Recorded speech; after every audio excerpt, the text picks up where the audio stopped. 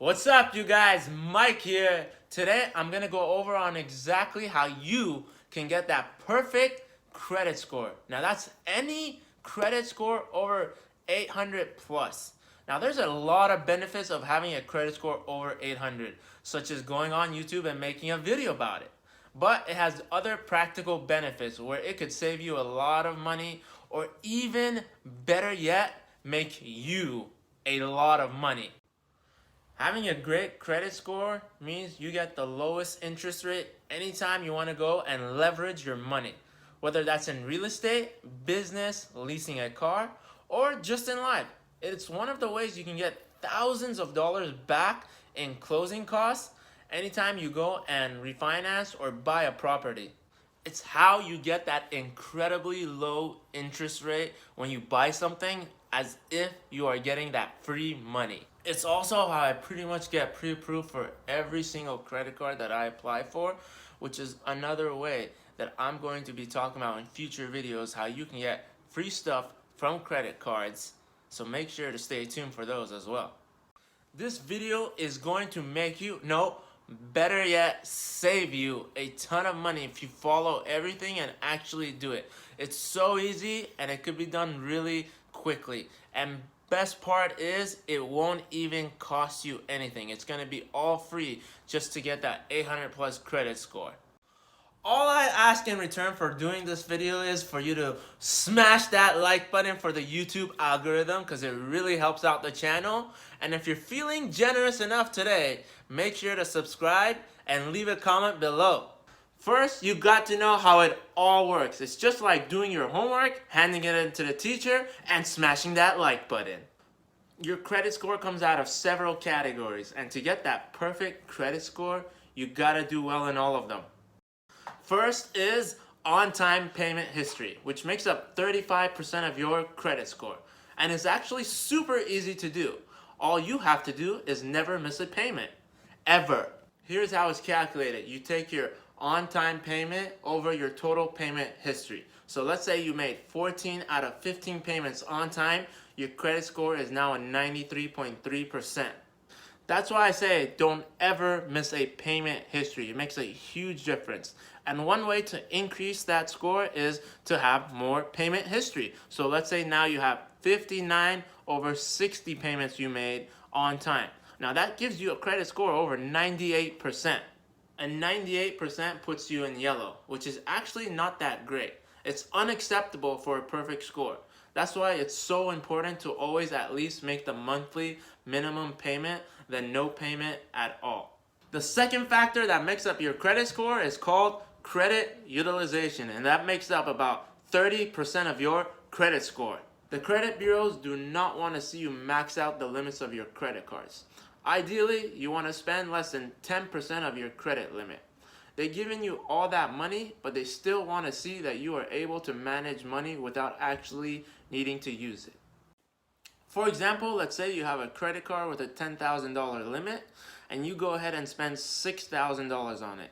And then you just make the monthly minimum payment.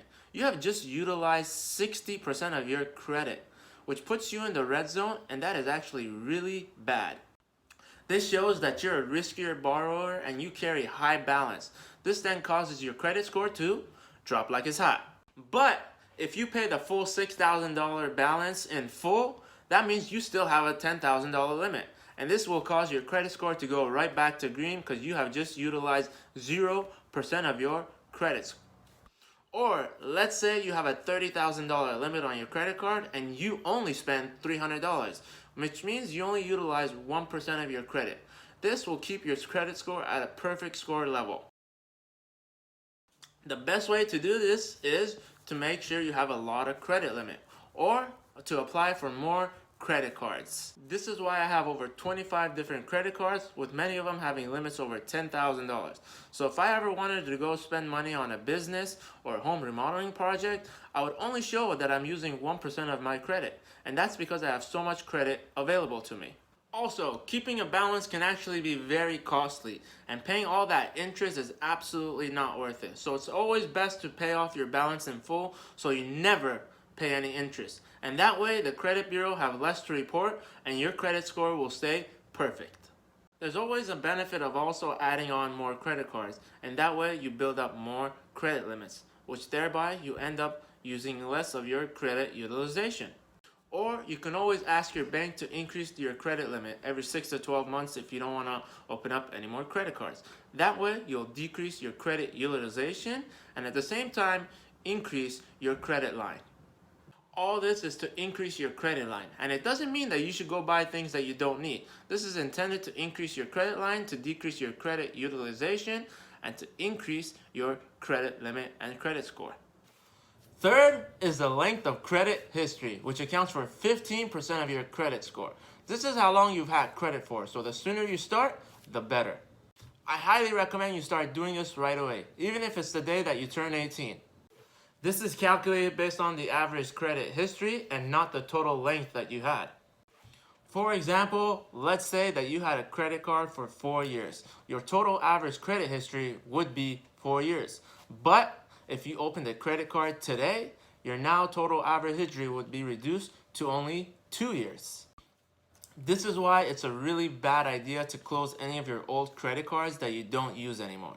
It's a lot better for you to just leave it and not touch it anymore. Once you close that credit card, it will lower your total average credit history, and it's going to take you a lot longer to build that credit history right back up again. All you really have to do is just wait and let time work in your favor. Moving to number 4, which is actually my favorite one, and that's how many lines of credit you have open, and that accounts for 10% of your score. Now this one can help double your credit score. The higher the credit you have, the higher your credit score, which also means you're lowering your credit utilization we talked before, which also ends up boosting your credit score. In addition, the more you're able to show that you can pay off multiple credit cards, the higher your credit score as well. So that means this one's actually a triple threat. Having a mix of different credits like an auto loan, mortgage, or a credit card can show lenders that you are able to responsibly pay off different types of debt without ever defaulting on them. According to Credit Karma, banks usually like to lend loans to people who have over 20 different lines of credit, and that's how you also get your perfect credit score. Honestly, I really wouldn't stress too much about this one because it only counts for 10% of your credit score. But it is one of the reasons why I do have over 25 credit cards. Finally is the total amount of hard credit increase you have on your credit report, which makes about 10% of your score. Here's how this one works. Anytime you go and open up a new line of credit, it gets reported to the credit bureau and it shows up on your report. This is what's called a hard inquiry. This helps lenders track how many times you go and ask for more credit.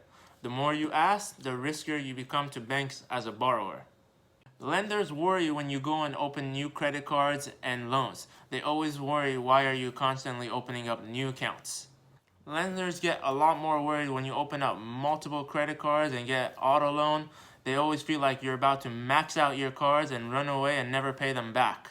The more hard inquiries you have, the lower your overall score, which also affects your average credit history, which again, at the same time, lowers your credit score. That's why some people's credit dropped by about 50 points, because they got a brand new hard inquiry, and at the same time, their average credit history also dropped by getting a new card. Just know hard inquiries are only temporary, and they only show up for the first 2 years on your report. And they only impact your score for the first 12 months.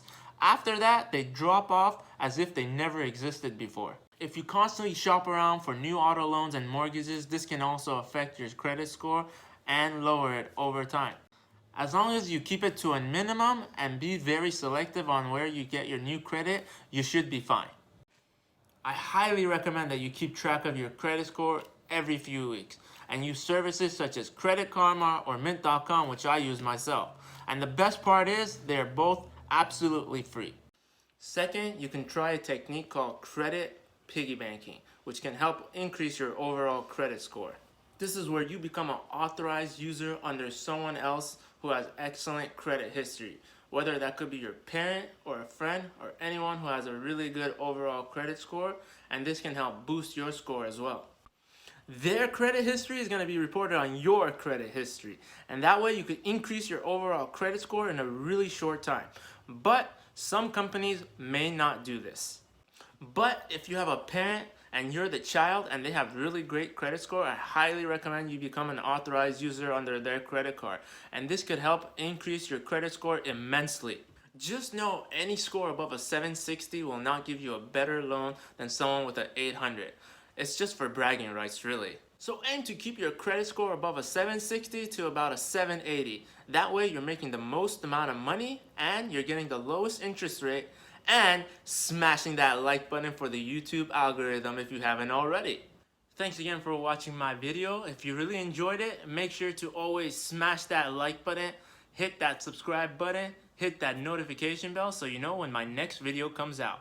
Also, feel free to add me on Instagram. I pretty much post there daily, so if you want to be part of that, feel free to add me there. Lastly, if you want 2 free stocks from the stock market, WeBull is giving out 2 free stocks. One for just signing up to use their platform, a second one for making a deposit of $100 or more, and right now they're giving out free iPhone 11. So if you want any of those, check out in the link description below for WeBull. Also, Robinhood is giving out a free stock. Link in the description below as well for that. So check those out.